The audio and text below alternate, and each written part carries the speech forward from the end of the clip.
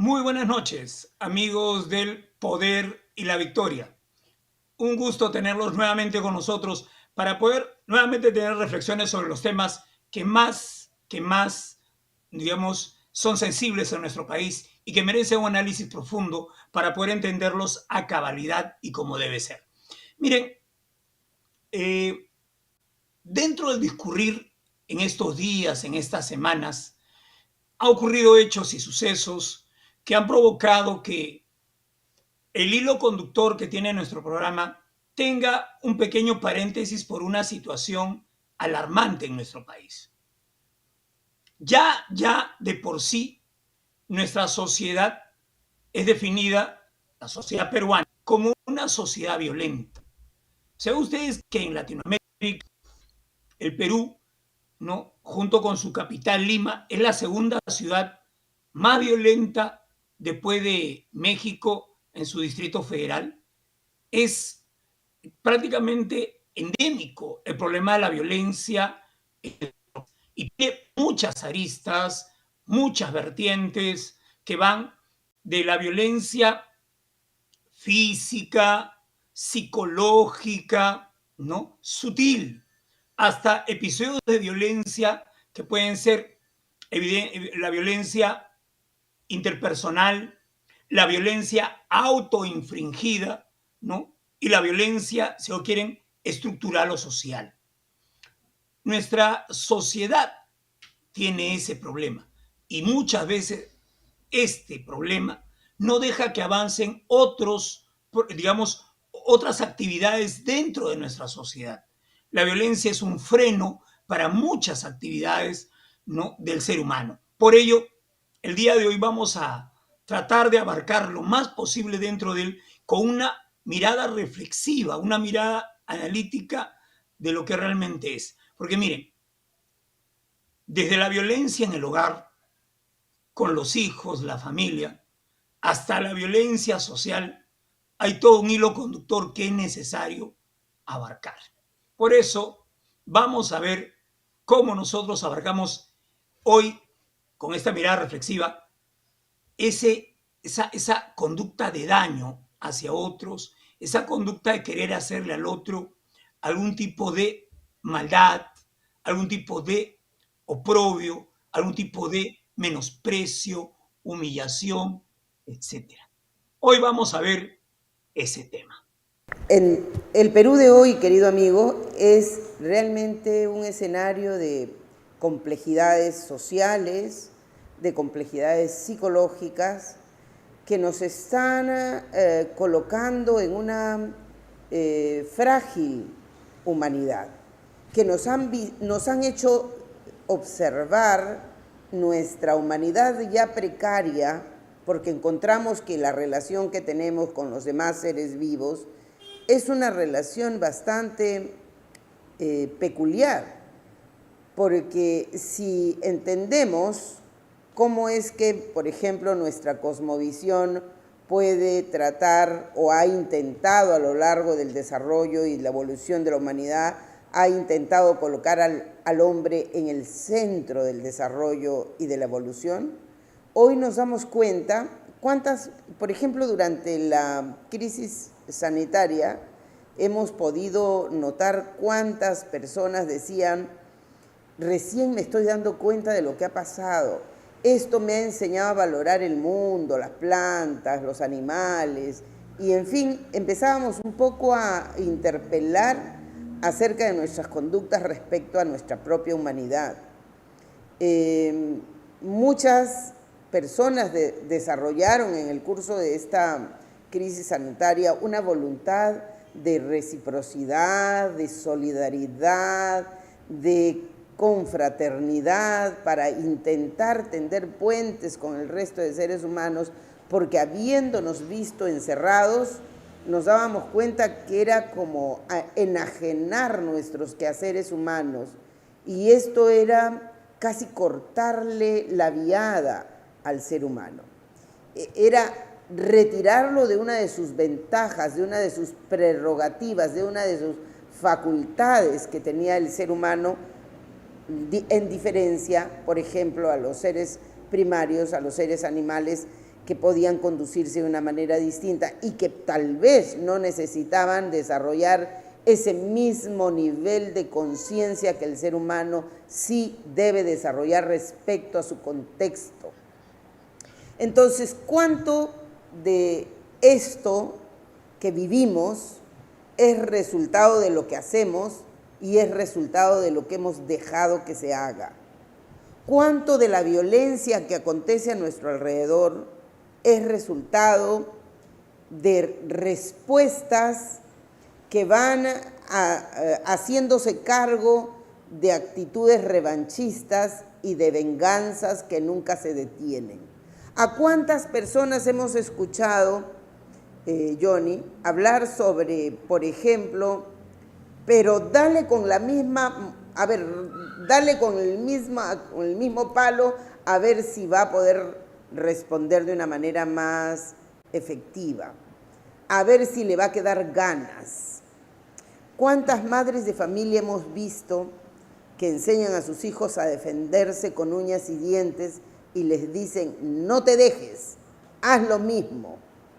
¿A cuántas personas hemos visto en nuestra cotidiana vida que les dicen efectivamente, si él te da un puñete, pues tú dale dos? ¿Cuánto de nuestros aprendizajes como seres humanos han estado vinculados a ese acto de revancha, de venganza, que ha sido alimentado por una sociedad en donde la competencia es importante? ¿Recuerdas? La competencia es importante. Primero tú, segundo tú, tercero tú, sálvate tú por encima de quien sea. No importa lo que tú tengas que hacer, pero písale la cabeza al otro si tienes que avanzar. Esta es una jungla. Se lo oí mencionar algunas veces a diferentes coaches en sus exposiciones. Esto es una jungla, la vida es una jungla y aquí el más fuerte es el que gana, ¿cierto? ¿Y cuántos de nuestros sistemas están impregnados efectivamente de este tufo, de esta pasión? La pasión por ganar, la pasión por el éxito, la pasión por la prosperidad, en desmedro de lo que sea, no importa. Lo importante es avanzar. ¿Hacia dónde? Pues no sabemos. Lo cierto es que mientras eso ocurre, la sociedad, nuestro espacio geográfico tan rico está teñido de violencia. Esto es lo que acontece. Con esto vamos a venir un poco a poner el dedo en la llaga, como es nuestra particularidad aquí en El Poder y la Victoria. Regresamos entonces con Johnny para tratar este tema.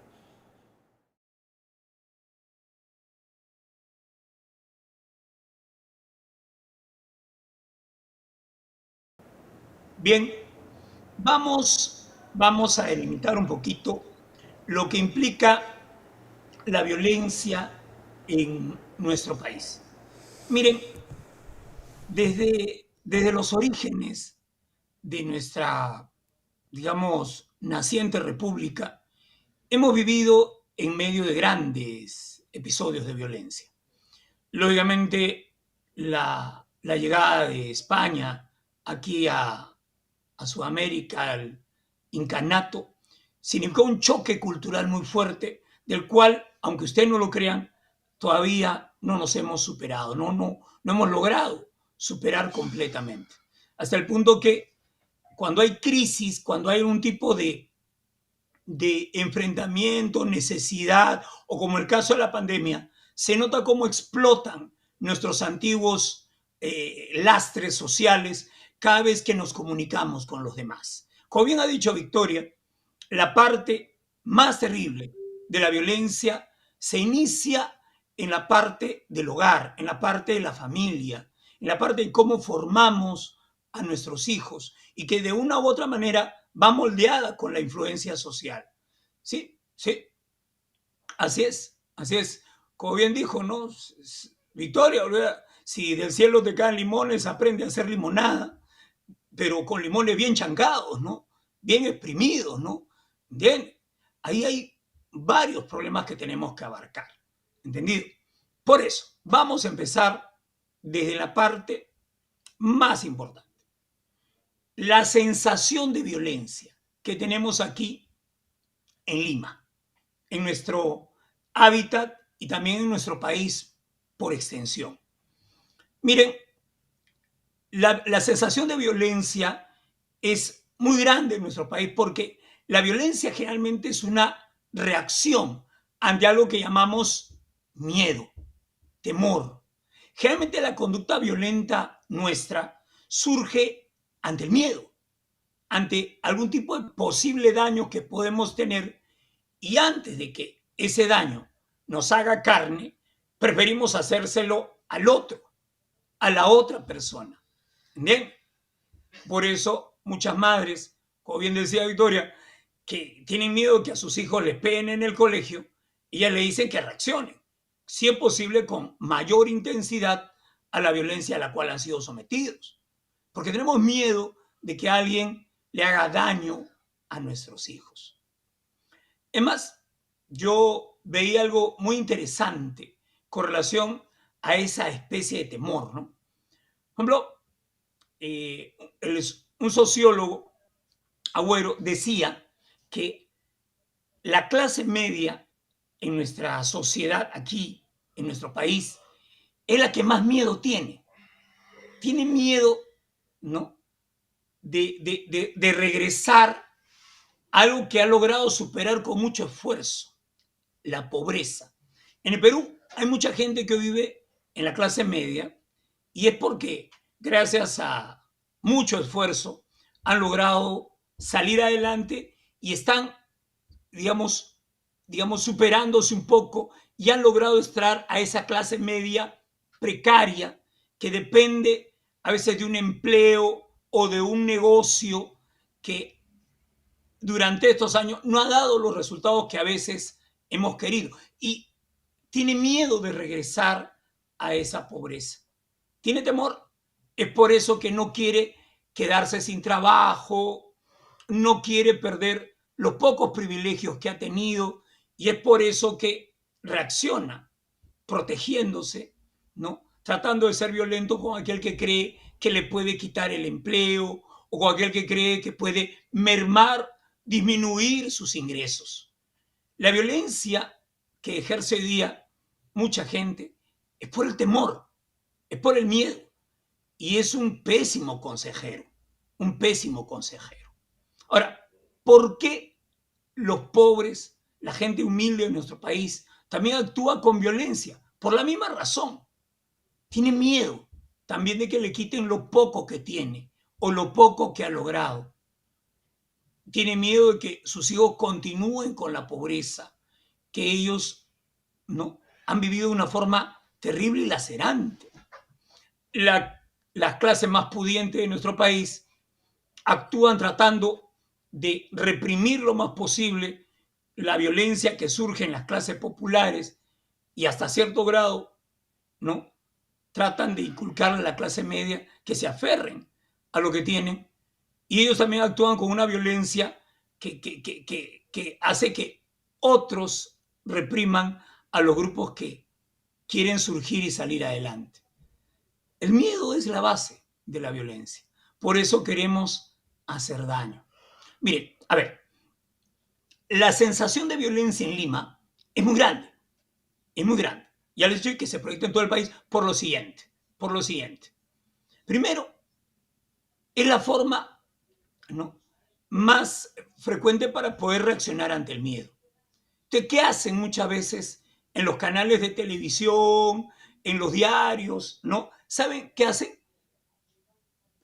Exacerbar esa sensación de violencia, hacer que se sienta que nuestra sociedad, que ya es violenta, se vea mucho más exhibida a nivel de violencia en noticieros. Por ejemplo, durante la pandemia, ¿cuál era el mayor miedo que tenía la gente? Que se le muera un familiar, que se le muera un hijo, una mamá, etc. Entonces, ¿qué hacían mediante ello? Lógicamente, todos los días había una especie de barómetro de la muerte. Todos los días se publicaba cuántos iban muriendo cada día. Cada día. Lógicamente eso daba una sensación muy grande de miedo y de temor que hacía que cualquier cosa debía realizarse, cualquier cosa debía hacerse para evitar las muertes. O sea, se contribuía a exacerbar la sensación de violencia para lógicamente buscar soluciones de lo que sea, salida de como sea y lógicamente muy irracionales y sobre todo dándole al Estado ese rol de monopolio de la violencia ejercido al más alto nivel, a la mayor fuerza posible. ¿Bien?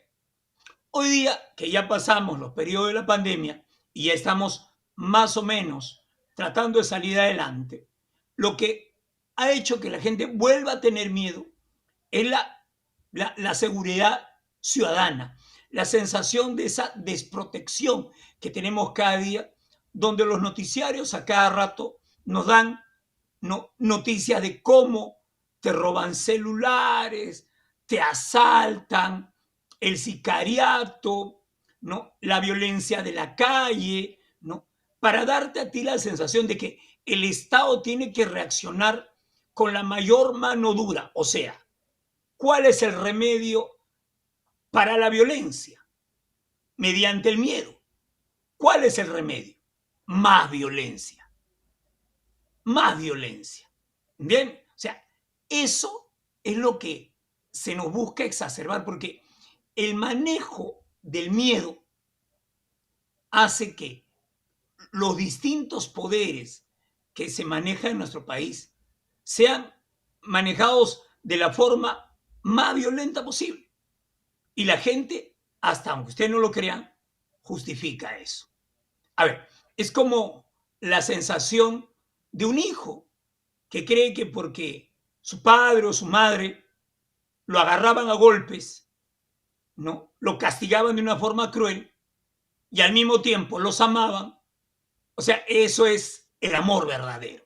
El cariño verdadero es cuando alguien te patea, pero te patea para protegerte, te patea para formarte, te patea para sentir amor.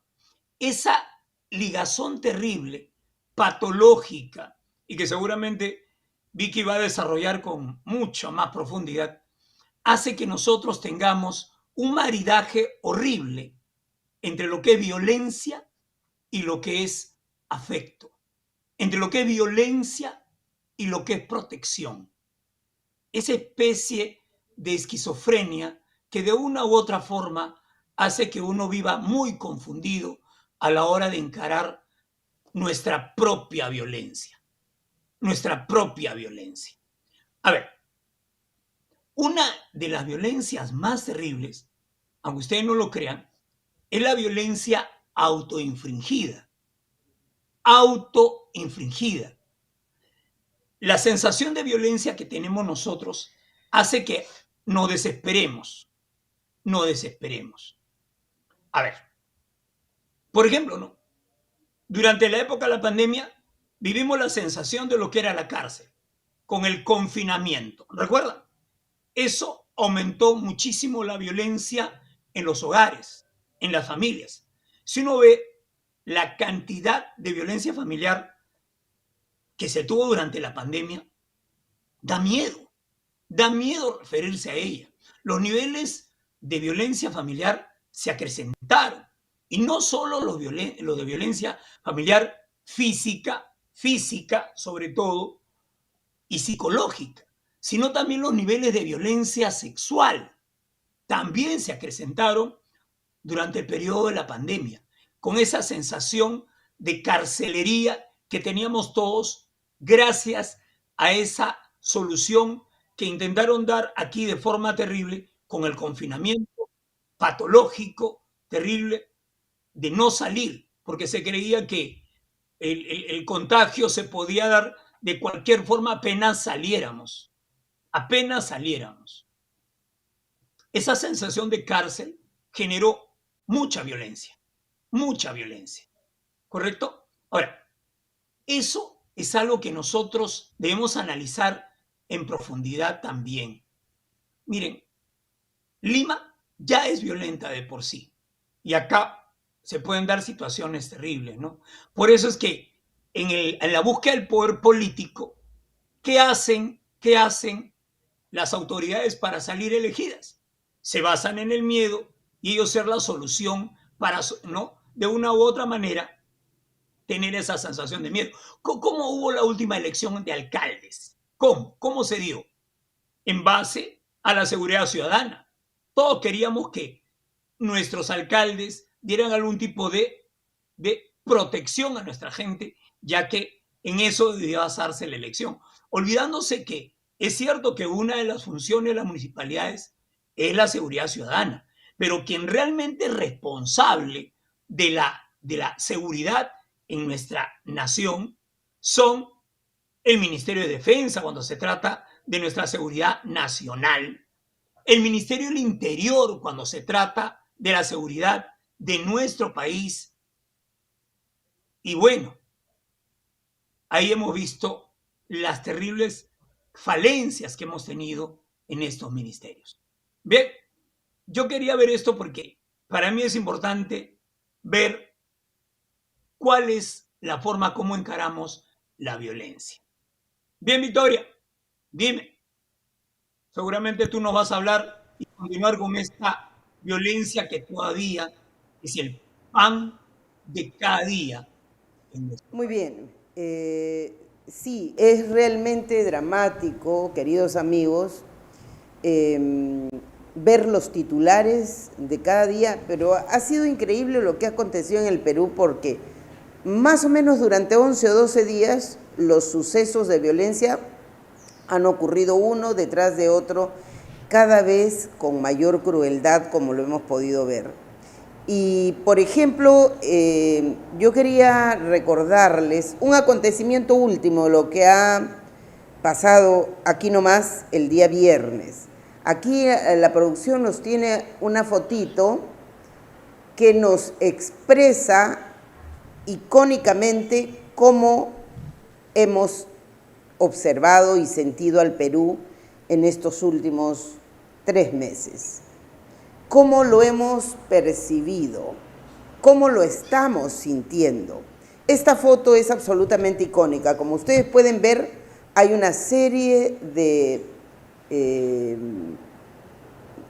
muertos y hay muchísima gente alrededor de los muertos.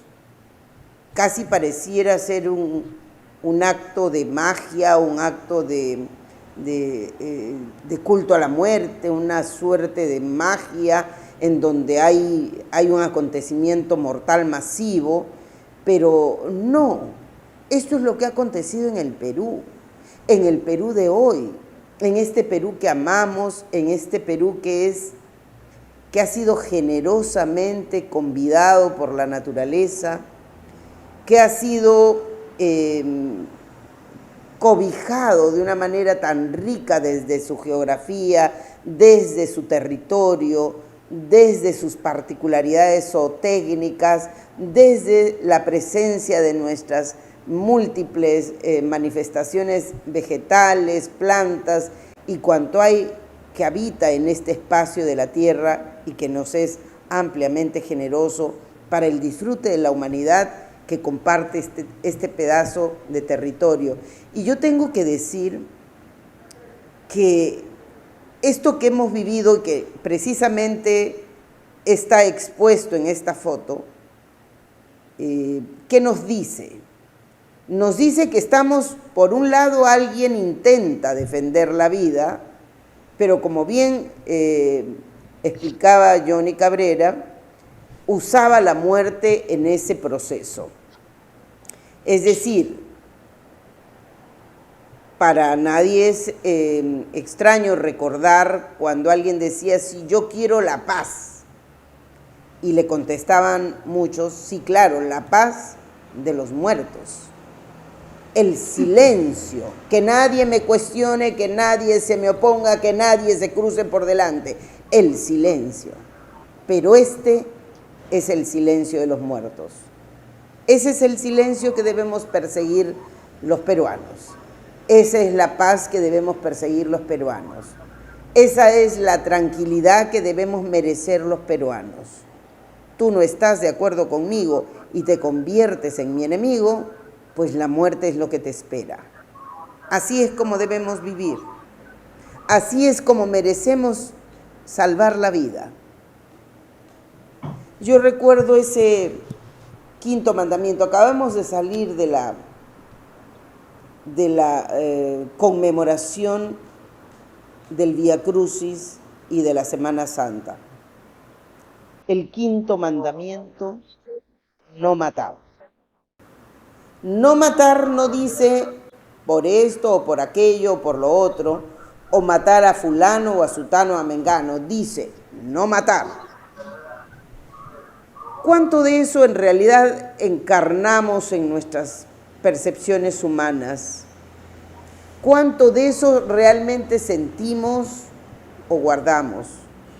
¿Cuánto de eso en realidad lo percibimos como propio? ¿Cuánto de esa afirmación no matar es realmente un reflejo de lo que pensamos? De repente no es el reflejo de lo que pensamos. De repente es nuestra primera opción.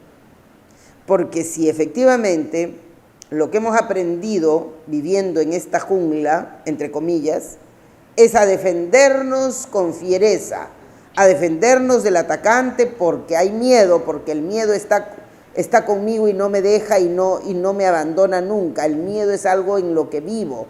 Y entonces cada vez que alguien siento que se me acerca, el miedo crece y me obliga a actuar de una manera violenta. Alguien me enseñó en que la violencia es un buen recurso. Alguien me enseñó en que la violencia es un vehículo de comunicación, quizás el más útil, quizás el que más resuelva efectivamente las cosas.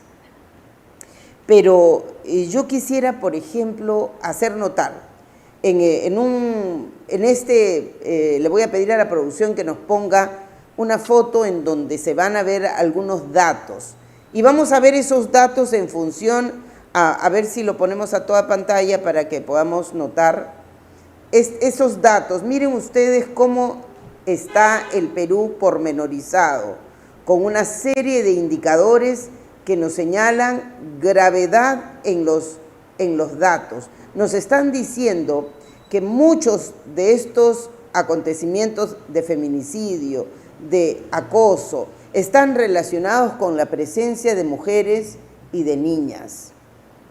Quiere decir que es verdad que vivimos una sociedad violenta, que es verdad que vivimos en un espacio donde los acontecimientos son violentos, pero en particular esta violencia está siendo visibilizada a partir de la muerte, del asesinato, la persecución, el descuartizamiento, el acoso y el arrinconamiento de niñas y de mujeres.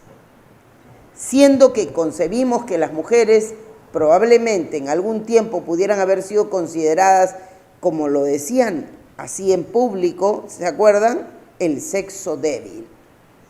Ciertamente esta afirmación yo nunca la he compartido porque estoy convencida que las mujeres no solo no somos el sexo débil, sino que las herramientas de comunicación que el mundo y los sistemas han empleado para convencer a la mujer de que efectivamente es el sexo débil, terminó haciendo un espacio importante en nuestro cerebro, en el de las mujeres, haciéndonos creer que efectivamente podíamos ser débiles.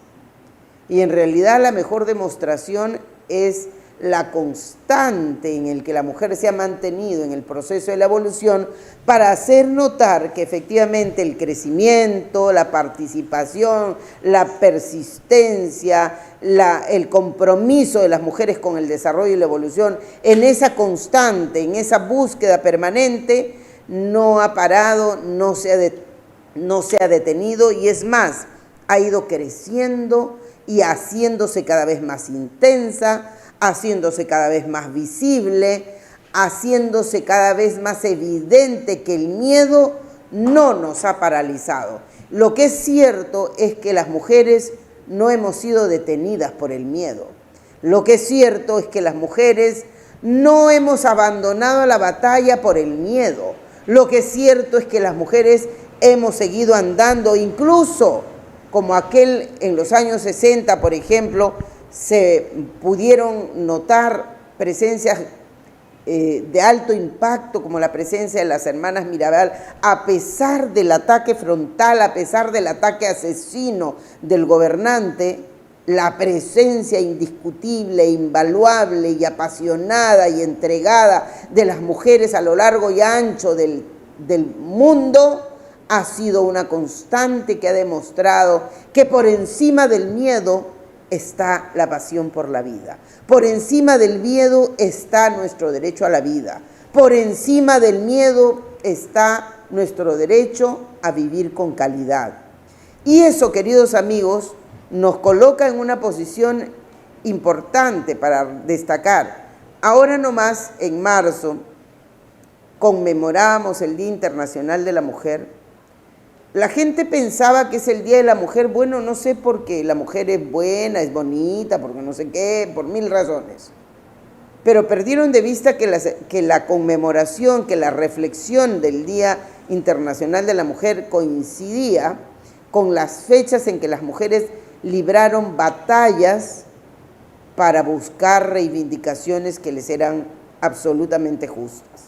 No solo con términos de salario, de condiciones de vida, sino de libertades individuales y derechos ciudadanos que debían adquirirse a lo largo del mundo. Pero esto, por ejemplo, en el Perú estamos visibilizando un grave acontecimiento que no se detiene. Hemos visto nomás, hace muy poquito, ataques gravísimos contra mujeres y niñas. ¿Recuerdan ustedes esta niña que fue objeto de un ataque mortal con arma punzocortante en su cabeza porque se resistió a ser violada? ¿Recuerdan? Hemos visto otra nota, si pudiera pedirle a la producción un titular de ahora, después de este acontecimiento de la niña, días después, no le digo que han pasado más o menos 11 días con un suceso tras otro y tras otro. Efectivamente, en Arequipa, por ejemplo, se registra el 65% de casos de aumento de violencia. Y también tenemos un titular de la República que nos grafica este acontecimiento mortal sufrido por la enfermera que recibió este ataque grave de parte de gente que trabajaba con ella en su mismo centro de salud, que han tenido que efectivamente intervenir y han tenido que, bueno, hacer intervenciones quirúrgicas de los más riesgosas para intentar reconstruir el cuerpo. Pero al margen del acontecimiento mismo, al margen de los hechos que ustedes los conocen tan bien, ¿qué podemos notar? Podemos notar crueldad, podemos notar fiereza, podemos notar odio, podemos notar cosificación de los seres humanos, podemos notar una serie de ingredientes que nos dan como indicador un detalle. Es que el Perú de hoy es el Perú donde se vive, se refuerza, se alimenta, se respira una cultura tanática. Es decir, la cultura del odio, la cultura de la venganza, la cultura del ojo por ojo, la cultura del acto de muerte como una reivindicación. Esto que se usa ahora desde el escenario político, debo decir, con suma facilidad, está visibilizando una especie de psicopatización de la sociedad. ¿No es verdad que enfrentamos una clase política psicopática? ¿No es verdad que lo que vemos es corrupción, que lo que vemos es el predominio del cerebro reptil por encima del cerebro racional? ¿No estamos viendo la animalización de los acontecimientos? Estamos perdiendo esa brecha que nos distingue del animal primario, lo estamos cada vez acercando más a los seres humanos. No es que cada vez no nos estamos pareciendo más a los animales primarios y a los depredadores. Seguramente estamos notando que esta suerte de banalización que vivimos de lo que acontece, es decir, si te atacan, tú atacas, si te golpean, tú atacas de doble manera. Esta manera de mirar como cosa a las mujeres, y las mujeres que se resisten a hacer cosa, hay que matarlas. No está muy lejos el tiempo en que la policía y la autoridad, cuando recibía una denuncia, decía, pues algo habrás hecho para que tu marido te pegue de esa manera. Hoy tenemos argumentos, tenemos recursos legales, tenemos elementos de apoyo que podemos utilizar para enfrentar estos problemas, quizá con una mayor celeridad. Pero ¿cuánto de esa solidaridad no se pone en evidencia? ¿Cuánto de la corrupción política nos está diciendo? Si el político, que es el hombre que está en el Parlamento, que es el hombre que es ministro, que es el hombre que está en el poder, puede permitirse ordenar la muerte o mandar matar fácilmente, bueno, entonces lo que yo hago, esta sería la reflexión de alguien que vive fuera de la ley, entonces lo que yo hago no es muy distante de lo que él hace, ¿cierto? Probablemente lo que él hace es tan semejante a lo que yo hago que somos pares. Esa banalización de las cosas que nos hacen pensar que la valoración de los criterios éticos, por ejemplo, los valores humanos, no son tonterías. ¿Cómo es que tú haces para engañar al Estado y sacarle la vuelta? Eso es lo que vale. ¿Cuántas veces buscamos que utilizar caminos más vedados, más oscuros, pero más cortos para resolver nuestros problemas? ¿Cuánto de esta violencia se ha metido en nuestras casas, en nuestro cerebro, en nuestro corazón y nos hace comportarnos de esta manera? ¿Cuánto de esta violencia ha terminado por fracturar la familia natural? Porque esta cultura tanática ha avanzado a pasos agigantados y las familias naturales, donde el amor, la educación, la solidaridad, el apoyo mutuo eran una característica, hoy lamentablemente se han convertido en familias proveedoras. Te dejo para la pensión, te pago el colegio, te compro tus materiales y tus útiles y punto, no me molestes más. Yo soy un padre responsable porque te paga. Y todo alrededor se termina diluyendo en te paga o no te paga. Hay incluso canales de televisión que hablan supuestamente de familias y de casos familiares, pero donde lo más importante es si te pasa la pensión o no. Pero claro, no se habla del amor, de la parentalidad responsable, del esfuerzo que deben hacer los padres para custodiar la familia, de eso no se habla. Se habla de si te pasa la pensión es responsable. Oye, te pasa la pensión, pero también seguro malos ejemplos, o también te obliga de determinadas maneras, y entonces solo hace falta para que sea un padre responsable que te pase la pensión. ¿No estamos banalizando las cosas? ¿No las estamos mercantilizando? Cuán importante es darnos cuenta de cuando esa madre dice, no lo vas a ver a mi hijo porque primero pagas. O sea, la condición de padre no es importante y valiosa si no pagas. No, si pagas, lo más importante. Mire usted cómo se deteriora la imagen de la familia natural para pasar a ser la familia proveedora. La familia donde no hay valores, donde no hay principios, donde el etos social se resume dramáticamente a la condición materialista, exclusivamente materialista, y donde los antivalores probablemente les sean muy propios. Esta es la característica que hoy vemos, una progresiva psicopatización de nuestra clase política que va de la mano. Sí, todo vale en política para ganar, todo vale. También destruir vidas vale, como destruir honras vale. ¿Han visto ustedes los psicosociales que se han usado en el Perú? los psicosociales, que son un bombardeo permanente, te opones al régimen comunista terrorista. Te opones al gobierno de turno comunista terrorista. ¿Verdad? Esta canibalización que vivimos en la política, ¿no es acaso violenta? ¿No es violencia permanente que todo el tiempo nos estén obligando, arrinconando, a desear que alguien mate a alguien? Hasta hace muy poco veía a un congresista de la República decir, se necesita mano dura porque no podemos permitir a los terroristas que avancen. ¿Y quiénes eran los terroristas? Pues algunas mujeres campesinas de Puno, levantadas en protesta, con sus carteles exigiéndole a la señora presidenta, inquilina de Palacio, que renuncie. Oponerse al régimen es sinónimo de terrorismo y de comunismo. Y entonces había un dedo acusador atrás que te podía garantizar incluso, no solo la prisión, la tortura y hasta la muerte. Esto es lo que acontece en el Perú de hoy. Regresamos con un poco más.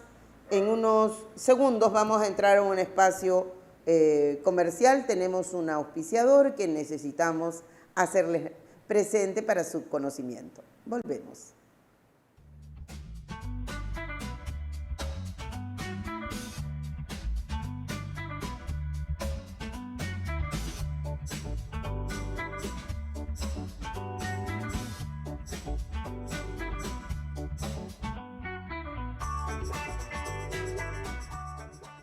Bien, Victoria, sí, he seguido atentamente el proceso por el cual se ve cómo hay muchos casos de violencia estructural en nuestro país que se basan en los temores que tienen las personas.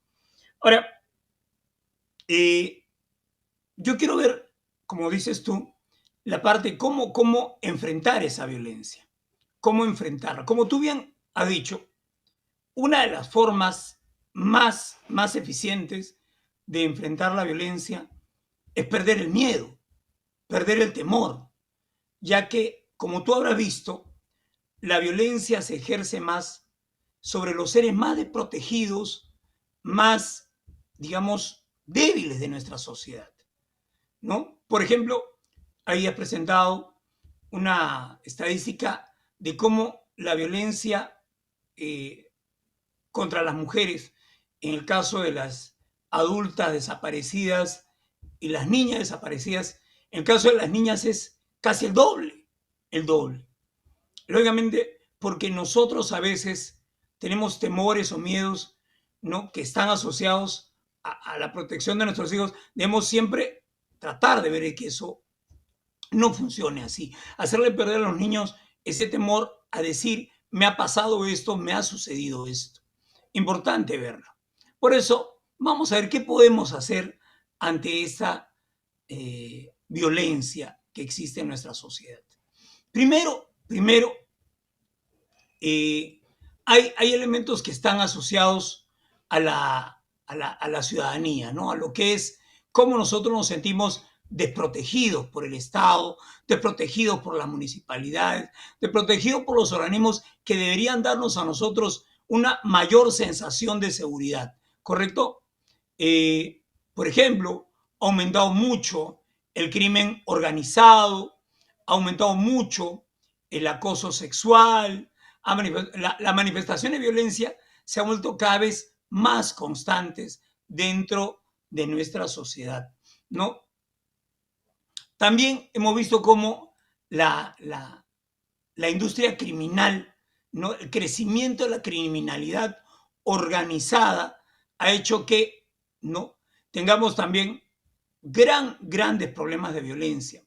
Por ejemplo, ¿qué tenemos en común México, la Ciudad de México y Lima, o el Perú en general, con México en general? El narcotráfico, ¿no? El lavado de activos, ¿no? También la presencia de elementos derivados de eso, como el sicariato, la delincuencia común, la venta de esas drogas al menudeo, digamos, la conquista de territorios, etcétera. Todo eso ha logrado que, caramba, el crimen predatorio haya aumentado de una forma terrible, ¿no? Por ejemplo, la gente aquí en el Perú también le echa mucho la culpa a los inmigrantes de que haya aumentado la violencia, ¿no? Porque ha aumentado las tasas de homicidios, ha aumentado los secuestros, ha aumentado la delincuencia común. ¿Bien? Entonces, es importante que el Estado trate de ver cómo puede, a través del Ministerio del Interior, ver esa parte. Pero aquí viene lo otro, ¿no? ¿Cómo encara el Estado la violencia en nuestro país? Solamente la encara a nivel punitivo normativo, o sea, ve aumentar las penas, crear normas para proteger, cuando eso es una parte nada más. Hay otra parte que también tiene que ver con la violencia nuestra de cada día, que es la parte normativa, la parte de cómo nosotros educamos a nuestros hijos, que es la parte de prevención, pero la parte normativa familiar. Por ejemplo, gran parte de esta violencia hacia la mujer tiene que ver con cómo el Estado no ha encarado con la firmeza que se necesita la educación de la igualdad de género en nuestro país. Todavía existe en nuestro país gente que considera que la mujer, como bien decía Victoria, es vista como un objeto, como una cosa, se le ha cosificado y eso está mal. La mujer tiene con nosotros igualdad de oportunidades, igualdad en el estudio, igualdad en la profesionalización, igualdad en el desarrollo y en el progreso, tanto personal como social. ¿Entiendes? Pero no es vista así, no es vista así todavía. ¿Entiendes? No le da a la educación de igualdad todo lo que debería dársele. ¿Entiendes? Hay problemas a nivel de nuestra educación en esos niveles. La igualdad es algo necesario, es algo que debemos ver como también, así como hay violencia cada día, tenemos que ver también la igualdad de cada día con las mujeres. A las mujeres no solamente hay que protegerlas, entre comillas, hay que verla como un ser humano que también tiene como nosotros, ¿no?, el progreso y el desarrollo necesarios, ¿no? O sea, también hay que abarcar la parte, ¿no?, punitiva, castigar a quien hace daño, castigar a quien abusa, pero también hay que educar a nuestra gente para que ese abuso no se siga dando. Mucha gente cree que basta solamente ver en meter preso o dar mayores penas. No es así, no es correcto. La violencia es algo que tiene que ver con cómo nosotros educamos, no solo para proteger, sino para ver igualdad. Igualdad. Es tan violento el golpe que se le da a una mujer como tan violento el golpe que una mujer puede dar a un varón. Es igual, pero a veces creemos que debemos proteger más algunos elementos. Ahora, otra cosa también importante en lo que es la violencia es, ¿no?, el cómo nosotros vemos la ausencia de castigos efectivos. O sea, creemos que hay que aumentar penas, pero caramba, si las leyes mismas no se cumplen, ¿cómo vamos a ir a esos niveles? Como bien decía Victoria, hemos tenido en el Congreso a una persona que fue acusada de violación en las mismas oficinas del Congreso. ¿Pero qué hizo el Congreso? No lo castigó al principio. Tuvo que sentir toda la presión ciudadana para que recién ocurriera eso. O sea, no es cuestión solo de aumentar penas, sino que el castigo que esas penas dan se vuelvan efectivas. Efectivas. No solamente eso. Hace poco vimos en el Congreso también cómo una congresista decía que habían muertos que valían más que otros. Hay muertos con más, ¿no?, valor que otros. Eso es una forma terrible de ver una desigualdad ante la ley de una forma también vergonzosa, ¿no? Vergonzosa. Inclusive por ahí se deslizó la idea de que los muertos en las violentas represiones que hubo, los muertos son los que tenían la culpa de sus propias muertes. O sea, ¿para qué salen a la calle a protestar? ¿Para qué no están en un lugar donde corren riesgo? O sea, los muertos tienen la culpa de sus propias muertes. O sea, no se castiga como debe ser, viendo la parte objetiva, la parte donde hay evidencia. No, no. O sea, quien tiene la culpa no es el que tira una bala, sino el baleado. Es el que tiene la culpa. O sea, lógica al revés. Hemos visto, por ejemplo, que IDL Reporteros hizo un análisis de los muertos ¿cómo se llama? En Ayacucho. Terrible su informe. Y hace poco también ha dado a luz la forma como fueron también muertos en Puno, donde también se ponen evidencia líneas de tiempo sobre eso, y donde se pretende decir que la culpa de esas muertes la tienen los muertos. No, pues, el castigo se nota que no es así, no es visto de una forma lógica. Ahora, quiero como parte final ver ahí en producción, hay un conjunto de promesas que hizo el alcalde de Lima para ser electo. Miren, miren, por ejemplo, ahí se ven las 10 promesas que nos hizo el señor Aliaga para ser candidato y electo alcalde. Si ustedes se dan cuenta, ¿no? Él también tiene que ver como primeros puntos con la violencia. Por ejemplo, como la gente siente desprotegida por la violencia ciudadana, entonces vamos a comprar 10.000 motos. Y miren el punto 1, 10.000 motos, cada una con su GPS respectivo para que se patrulle contra la delincuencia. Algo que ya pasaron 100 días de su elección y ni siquiera hay visos de poder, ¿no?, proyectarlos en hacerlo. ¿Entienden? La instalación de lo que él llamaba las comisarías mayores. Todavía ni siquiera está en proyecto, donde haya pues personal de la Policía Nacional, del Poder Judicial de la Fiscalía, para jugarlo rapidito. Pero tampoco está ni siquiera eso. ¿Entienden? Bien. Ahora, si uno ve todo lo demás, el asunto se vuelve cada vez más irrealizable. ¿Por qué se dio estas promesas de seguridad ciudadana? Por ejemplo, ahí producción tiene una estadística del sicariato de lo que es en Lima. Miren, lo que es en nuestro país. A ver, producción, ahí está, miren. Hay ahorita una cantidad de sicariato terrible en varios distritos de Lima. En varios distritos.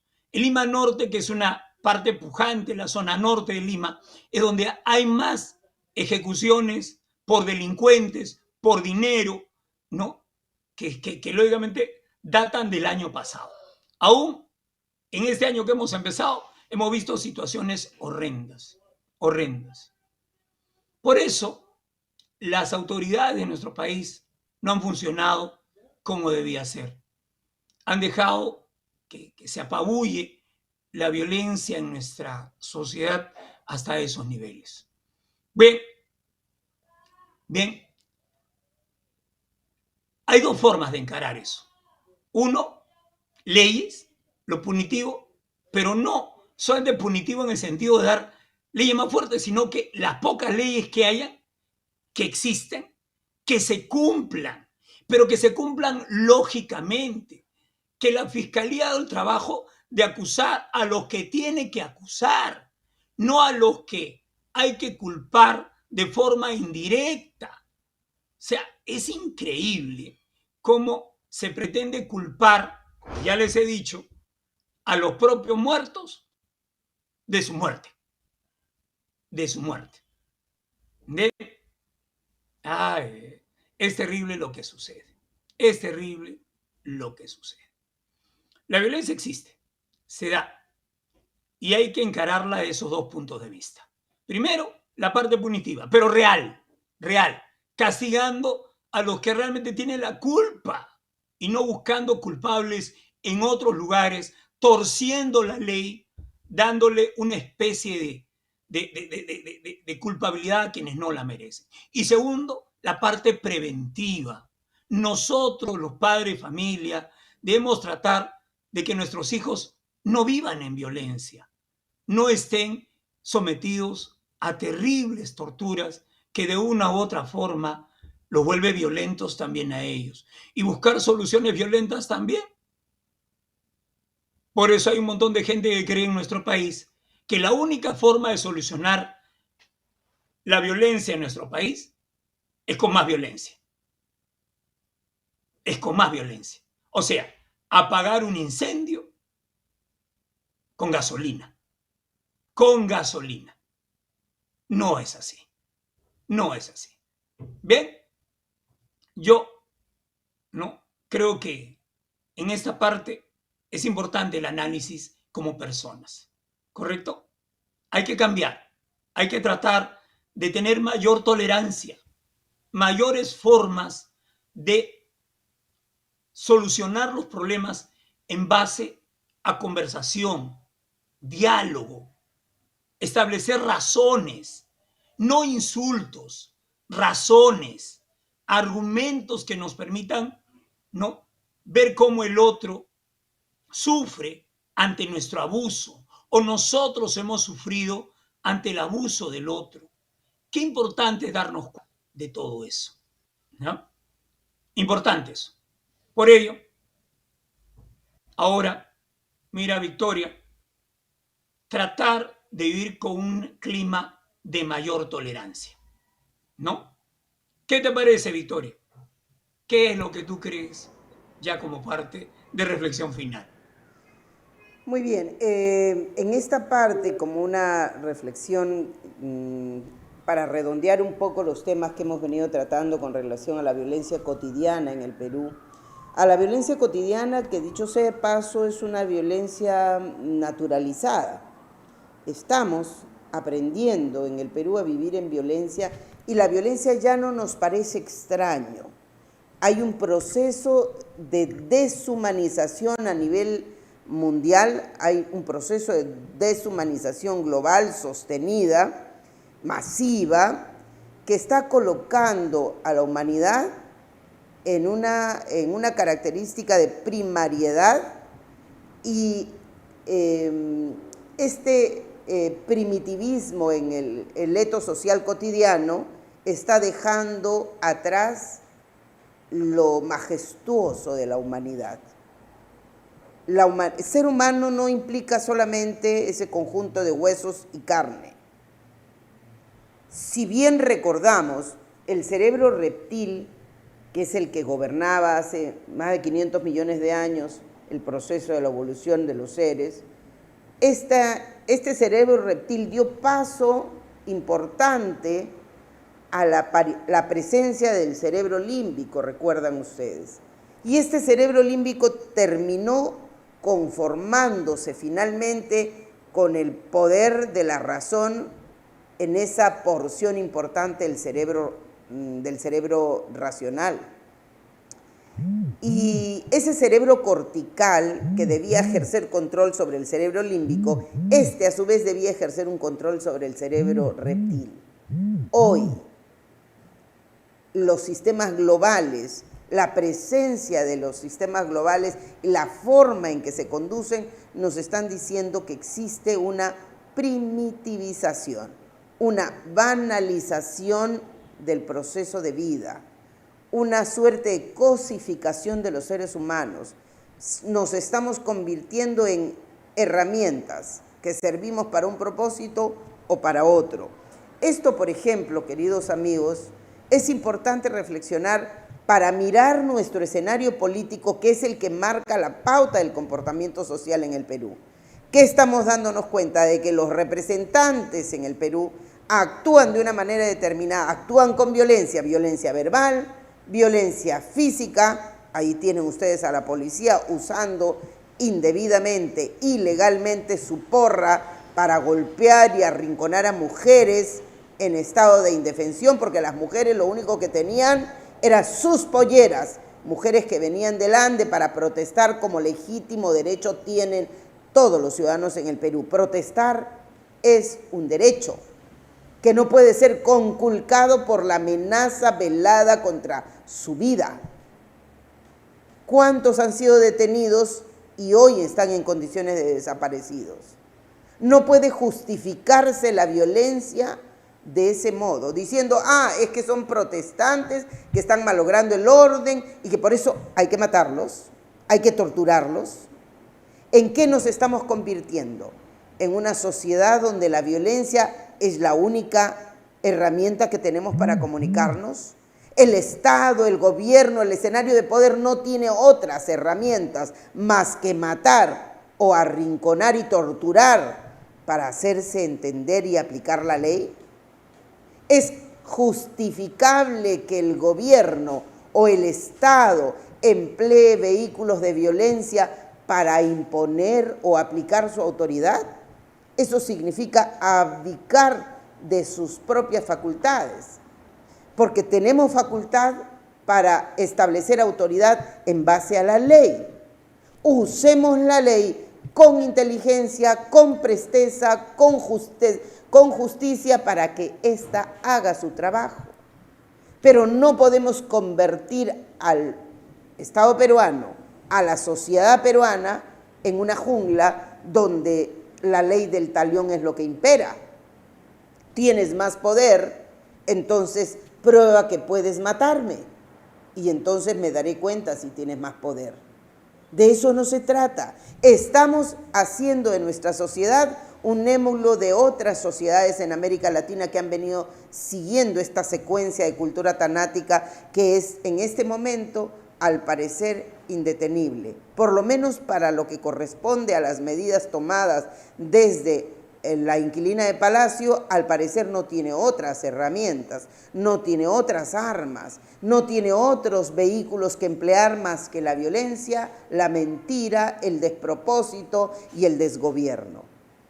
Eso no puede convertirse en una salida. La salida tiene que estar en una posición razonable que implique el uso de la ley, pero por supuesto con legitimidad y con los correspondientes procesos establecidos por la misma ley.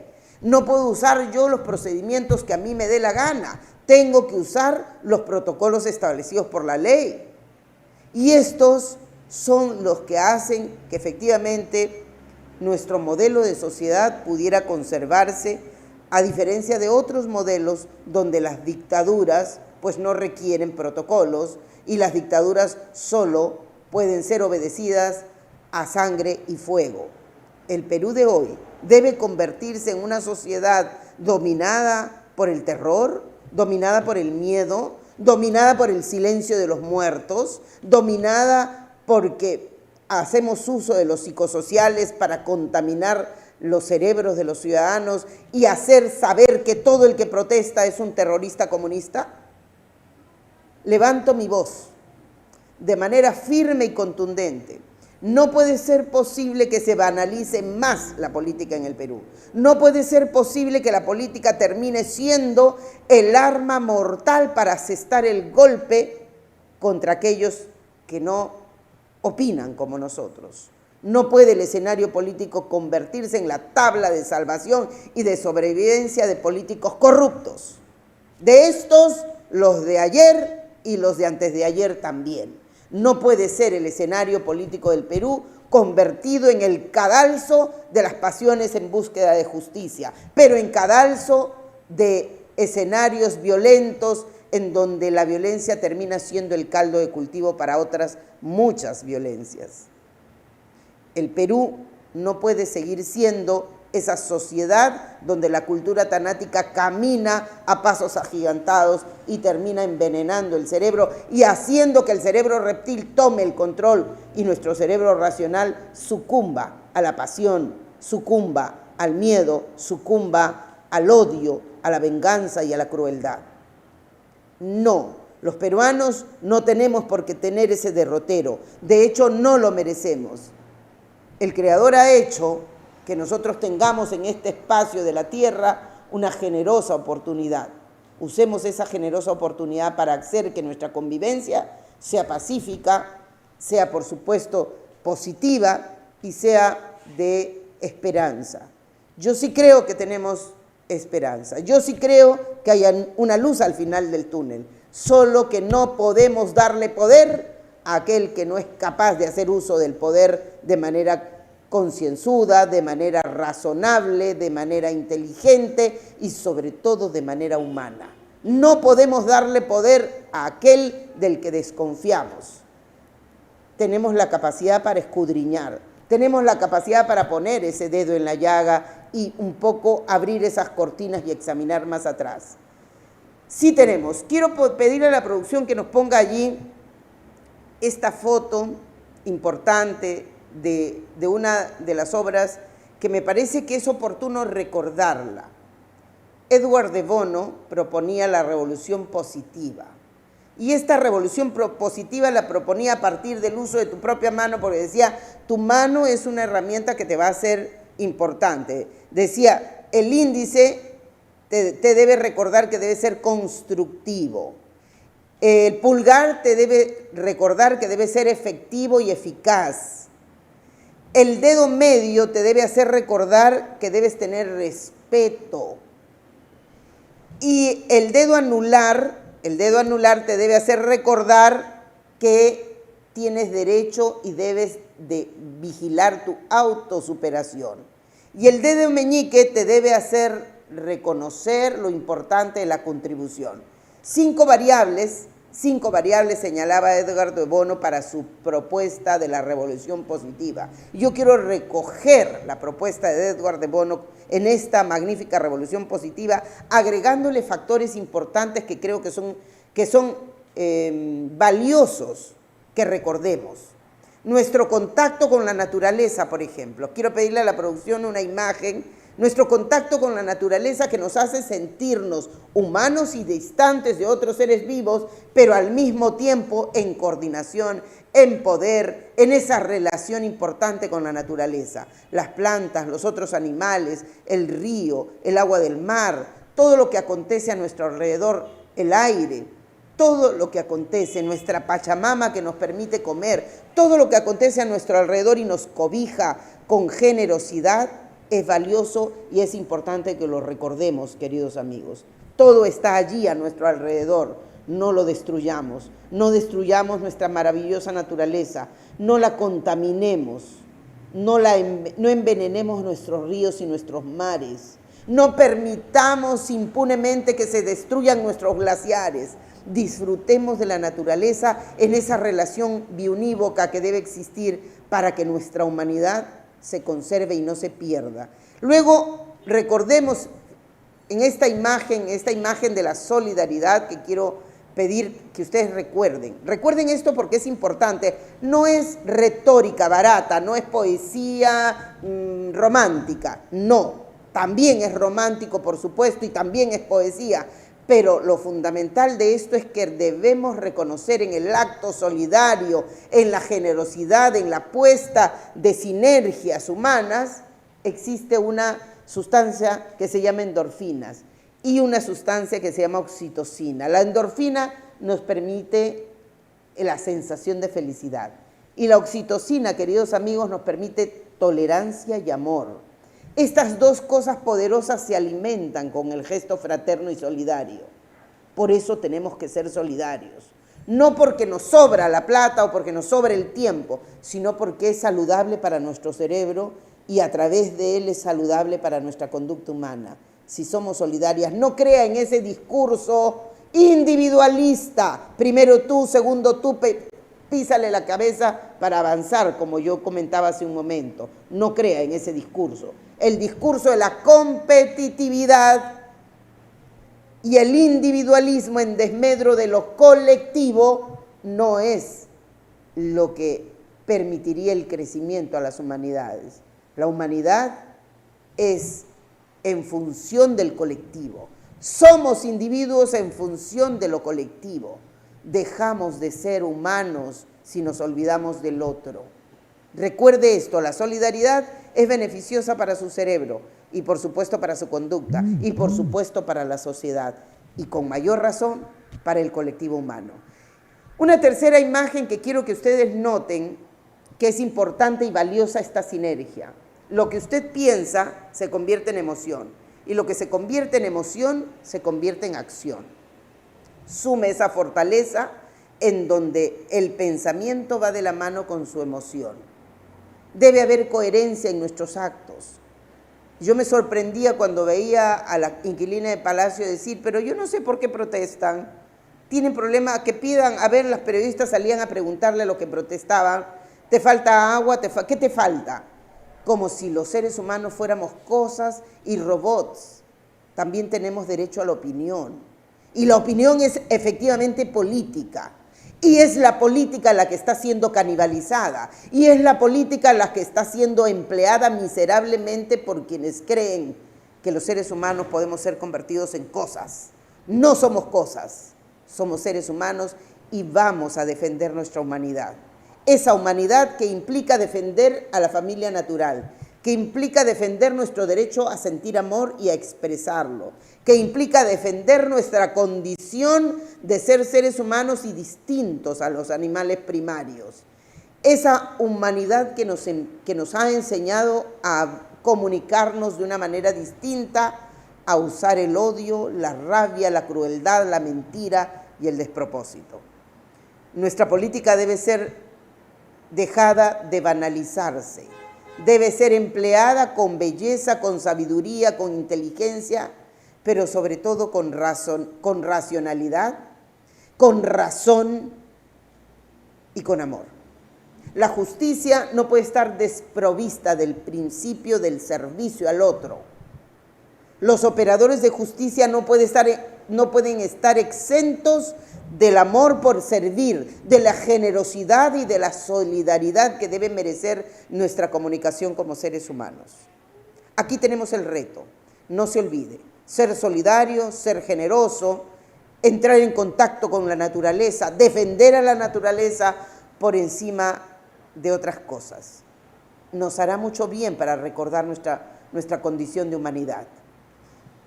El quinto mandamiento, no matar, nos debe hacer sensibles a este que es un mandato para los cristianos, pero que sobre todo es un mandato para la convivencia. El silencio de los muertos no debe ser el propósito de la humanidad.